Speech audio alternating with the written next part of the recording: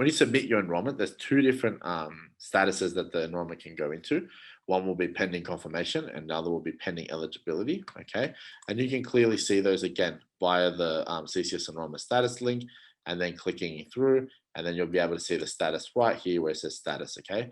Now, the difference between them is pending confirmation means that the parent has done everything correctly from a Centrelink and CCS point of view. So all they need to do is go to MyGov and confirm the enrollment. Whereas pending eligibility means that for whatever reason, that carer/guardian is not yet eligible. So they need to actually contact Centrelink to find out what further steps they need to take to become eligible.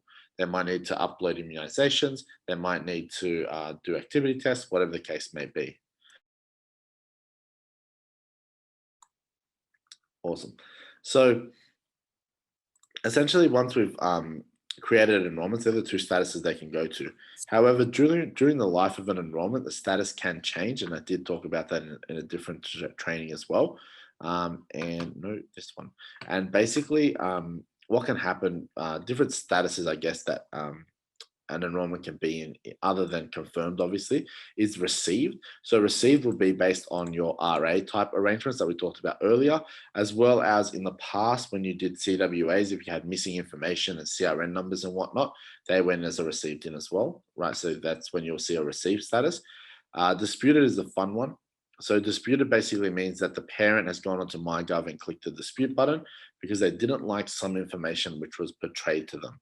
Now, that's why it's so important to get your enrollments when you submit your enrollment for the first time to get it correct, as well as updating that enrollment. Someone was asking earlier about CWAs. The CWA needs to be updated, but as well as the enrollment, because the parent can always dispute it. And when they dispute an enrollment, it pretty much just puts a halt on their CCS. So that affects things down the line as well. So they won't get CCS until that's fixed up. And if you do have it disputed, all you need to do is just update it like I showed you before. Make sure the information that the parent's disputing, whether it's number of days, fees, sessions, whatever the case may be, make sure that's all updated on the child's profile and then resubmit it, okay? Just update it basically and it'll go through and then the parent can just confirm it again, okay? And then obviously cease, which you talked about before.